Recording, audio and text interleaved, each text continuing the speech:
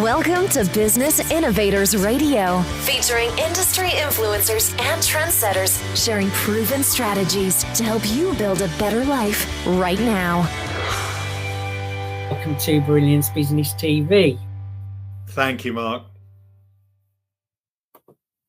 So, Mark, I really am looking forward to a conversation with you today. I know our great friend Brenda Dempsey introduced us, and she's had so many great words to say about you. So I'm really looking forward to learning more about you and what you do. So share a little bit about yourself, Mark, and what you do. Well, creating the finest commercial leaders in the world is my passion. And how do you do that? Well, I've created a business that has three different arms. One is absolutely about helping the leaders one-to-one, so executive coaching in the classic sense. Another is about building a leadership network, a community of leaders. And the third is helping smaller businesses get their strategy right. So three arms to the business. That the whole thing is called the Uspire Partnership. And I've been working in that business, which has evolved beautifully over the last 20 years. And it's afforded me this wonderful opportunity to travel the world, which in and of itself is magical, and meet the most amazing leaders and help them to be the finest commercial leaders in the world. Leadership is so important, Mark. And how did you get into this world of leadership? You know, it's amazing. When I first started in my business, which was well over 20 years ago, I thought you need to be a real specialist. And I was going to be a specialist in commercial skills training. So a trainer of selling skills. And I was going to specialize in that. And you very quickly realize when your customer says, can you help us with this as well or that? And the this and that becomes a leadership element. You go, well, yeah, I've been a leader in business. So yeah, I can help you with that. And so you evolve into this multi-purpose consultant. And so leadership became something I was more and more passionate about, because if you get the leader right, the business follows, or the environment and culture follows. So it's the core focus now, leadership development. Now, I know you have the most incredible book, and I want to hear more about it. What inspired the book? Tell us a little bit about that, Mark. Kind of builds on the last answer, actually, Mark. I love being with leaders who lead with a different kind of power. And when I say different kind of power, I'm comparing it with old school leadership, the perception that it's demand, command, and it's my way or the highway. And unfortunately, we still have many leaders of countries in this world who have that paradigm as that's what a leader should be. Ego-driven, opinion-driven. And a new kind of leader with a new kind of power is much more about initiate, collaborate, and energize people rather than put your thumb on them and tell them to do what you want them to do. So being with leaders that exercise a different kind of power is really what the book's all about, because I've captured 60 stories about amazing people who are leading in their communities in very different ways. And I've shared how they do that so that the book becomes something that people can take elements out of and use themselves to inspire change in whichever tribe they're in. So let me give you an example of what I'm talking about in terms of a new kind of leader. Former Prime Minister of New Zealand, Jacinda Ardern, Prime Minister from 2017 to 2023. So a 6-year term that included two major traumas for New Zealand. One was a global pandemic, which we all know about, COVID-19. And in 2019, they had a mass murder in New Zealand at a mosque where 51 people were killed. Now, that's a major thing to try and manage as a leader. And I'm going to tell you how that was managed after I've shared with you the nature of this person, Jacinda Ardern. She gave a speech when she resigned. So she decided in 2023, April, do you know what? I think it's my time. I think I've done my job, and I think it's time for a different voice and a new leader. So she made that decision herself, which I admire as well. And in her speech in the Parliament to say goodbye and thanks, she said something like this: I am absolutely not what people perceive as what a leader should be.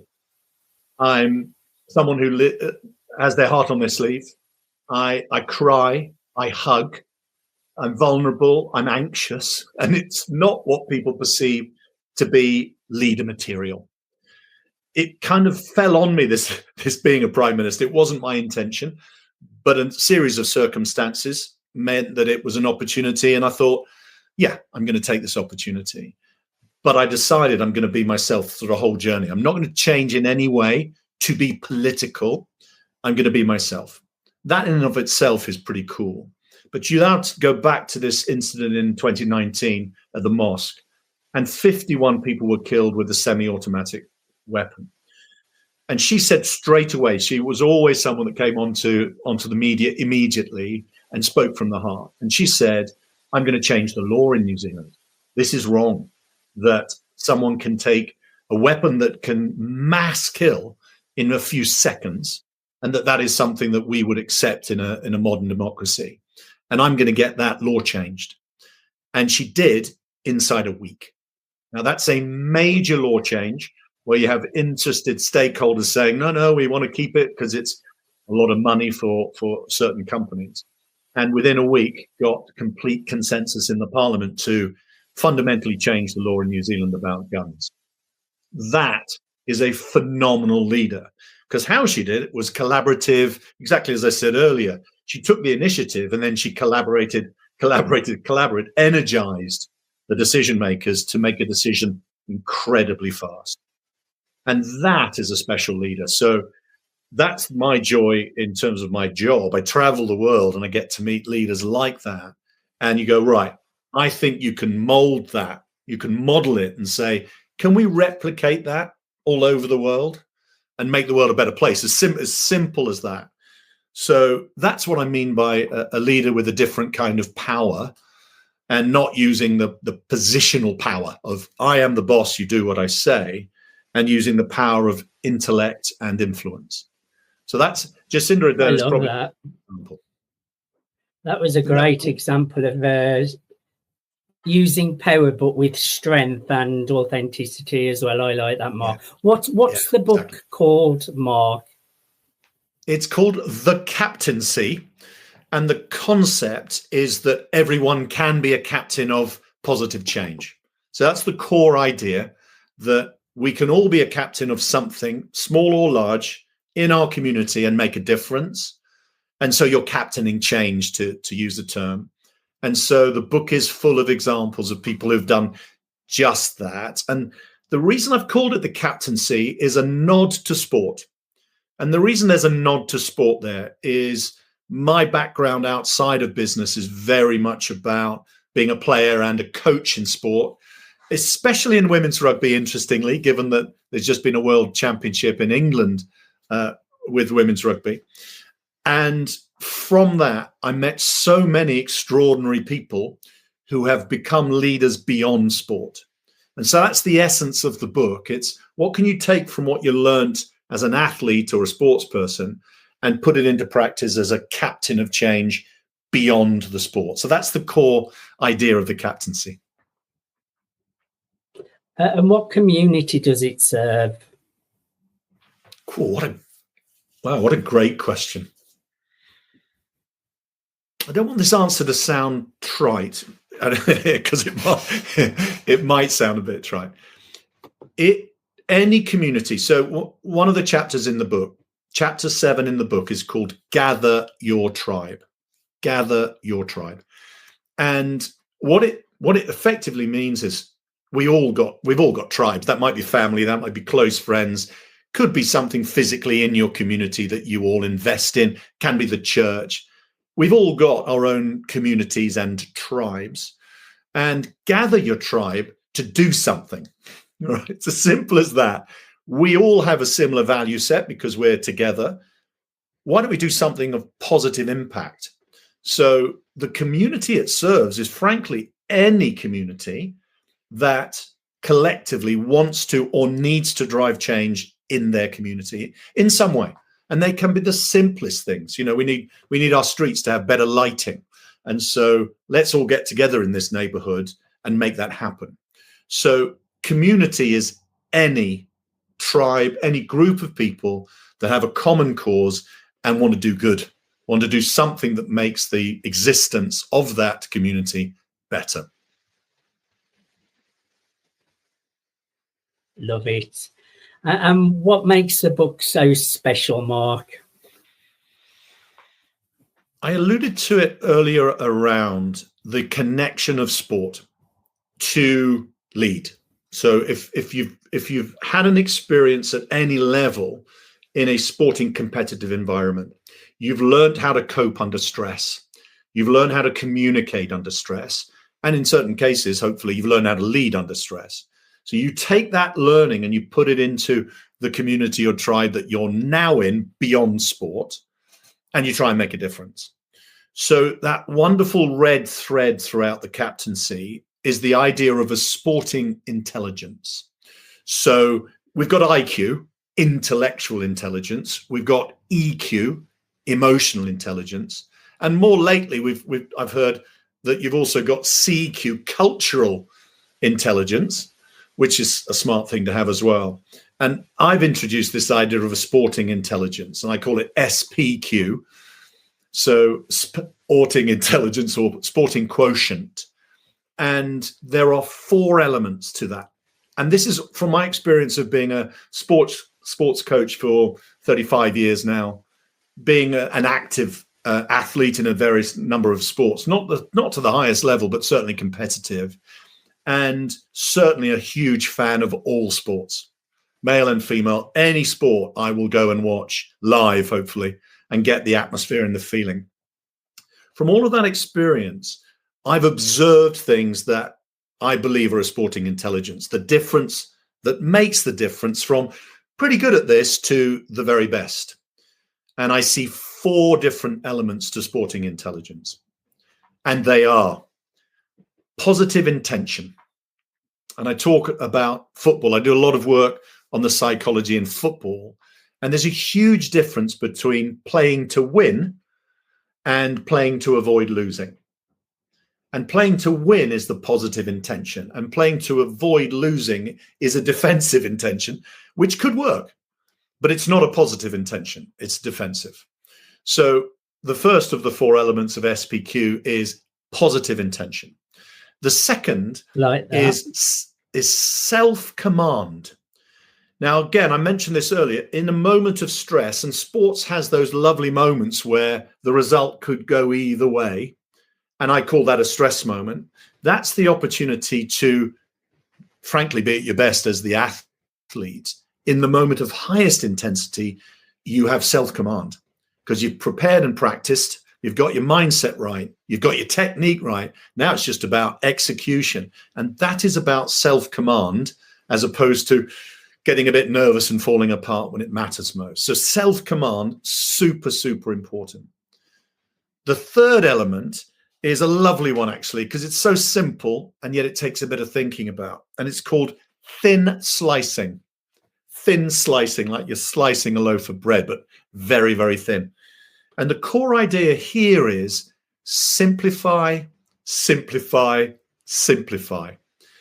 There's so much information and distraction in our lives, isn't there? You know, mobile phones, my goodness me, constantly beeping, emails, social media. Our heads are more full today than they've ever been with information, confusion, distraction, surprises, all of those things going on in our head. And thin slicing is just simplifying the information that you've got into one decision based on your assessment of the situation and the information that's coming in. Make one decision.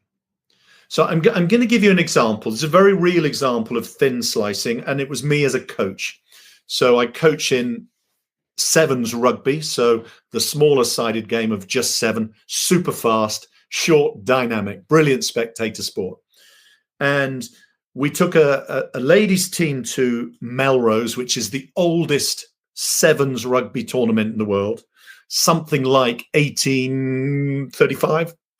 I'm guessing there. I'm not sure, not certain of the date, but it's a very old tournament and has always been men only. The whole tournament is a male-based tournament, or was. And then in 2023, the organizers said, it's time to modernize. Let's get a women's tournament alongside the men's tournament. And we had the great pleasure of being invited. And we got to the final, and we're in the final. Our team is called the Lionesses, and we're playing against the best team in Scotland. So a select Scotland team who were very, very good. And it was going to be a very close finals, no question about that. Two excellent teams had made the final. 10,000 fans watching, which is really cool. And my highest try scorer in the season hadn't scored a try during that day. So I was thinking, I need to help her to be focused. And here comes the thin slice. All I want her to think about is scoring a try. Everything else can just happen because she's a naturally talented athlete. But I'd like her to focus on one thing to make a difference. And that small thing could make all the difference in the final. And so I was thinking to myself, how do I plant that seed, the thin slice, that it's just about score? I just want you to score. And I thought about it for a while, and then I thought I'm going to do it relatively subtly rather than tell. And I said, can you remind me, Lizzie, how many tries have you scored today during the tournament? She looked at me quizzically and went, I see what you're doing there. She said, because I haven't scored any today anyway. I haven't scored any. I said, oh, okay, thank you. It's just clarified in my mind. Now, that's a thin slice. It's the only thing I want you to think about, because there are lots of things you could think about, and you could get overstressed by thinking too much. Just focus on that one thing. And of course, there's connectivity with thin slicing with outcome. That's the point. It's a sporting intelligence.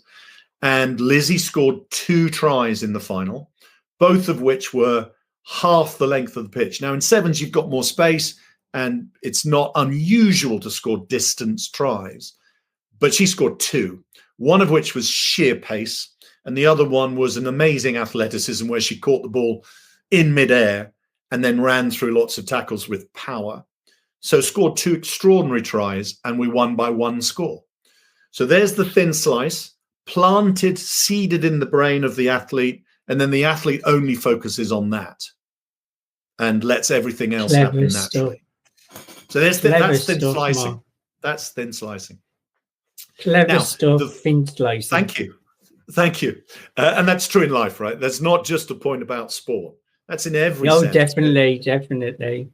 And I'm sure anyone that's listening can think about a situation and think, yeah, and I'm focus overloading on one my brain. thing, positive intention, love it. That's it. And the 4th element of sporting intelligence is tribal fire.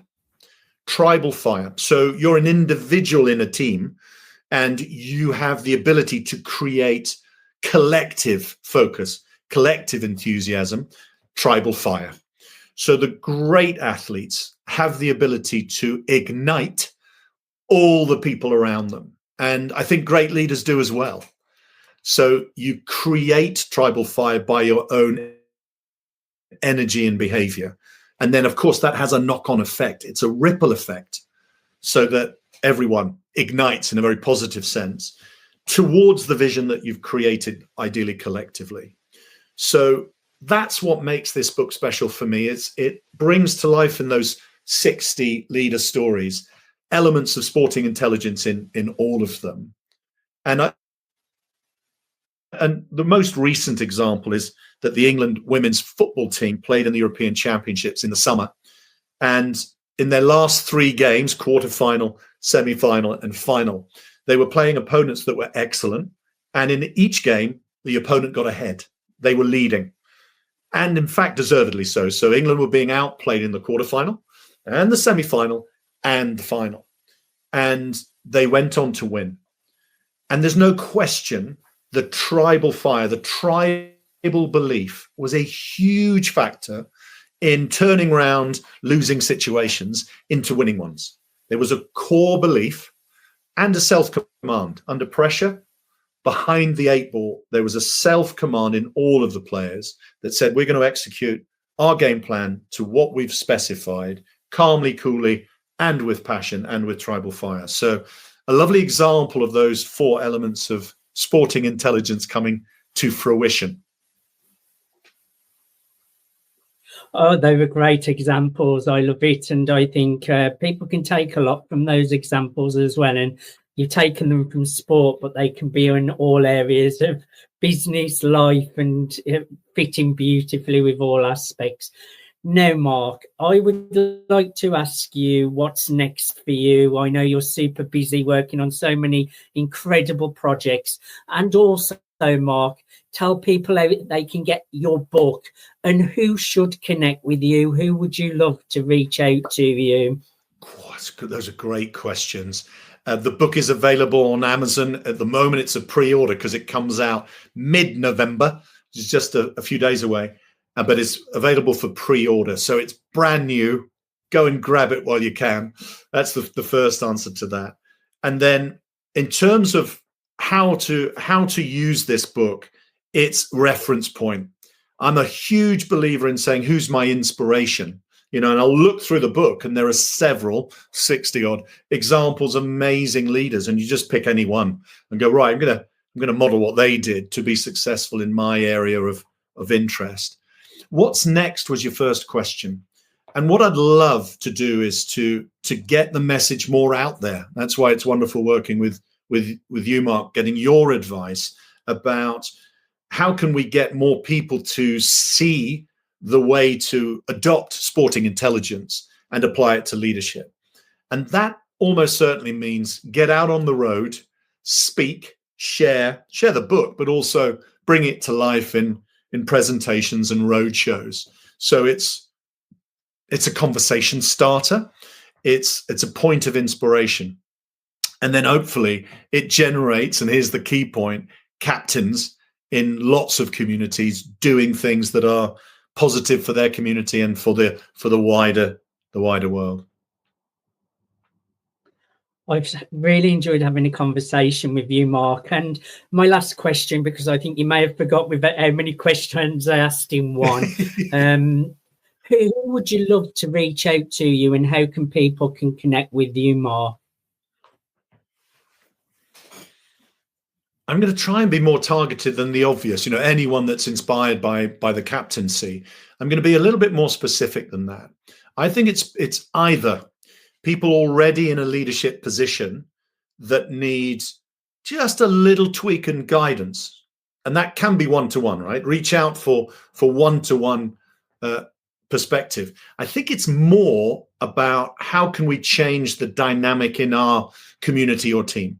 So it's probably a leader thinking, my culture could be better. My team needs to be better, but I also want to invest in that team. So who would I love to reach out? It's people who have a team where they want to see change and want to invest in that change. And I'd love to help. And we do masterclasses. We call them masterminds. And that's very much about how do you help people reframe their thinking so that after you've reframed the thinking, then behavior change comes. So you think differently, you feel different, you behave different, and ultimately it's a different result, both for the individual and for the collective. So it's leaders who want to drive change, I think, is the target audience to reach out. How can they? Well, beautifully in the modern world, LinkedIn's always a good one. I love the LinkedIn community because it's an easy way to say hi and to exchange messages. So that's probably the best way to connect with me.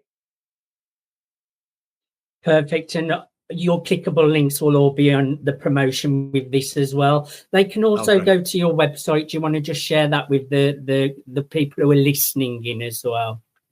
Yeah, I mentioned before there are three arms to my consultancy business. We bring it all together. It's the Uspire partnership. The website is theuspiregroup.com. theuspiregroup.com. Three elements to that brilliant business called the Be Human Partnership.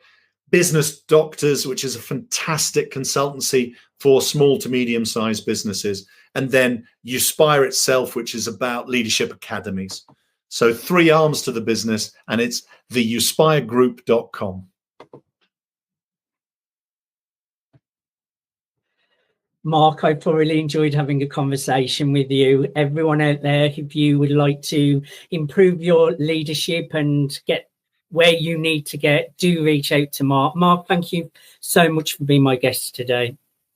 Thank you, Mark. I loved it. I've loved it too. Thank you everyone for joining us for brilliant.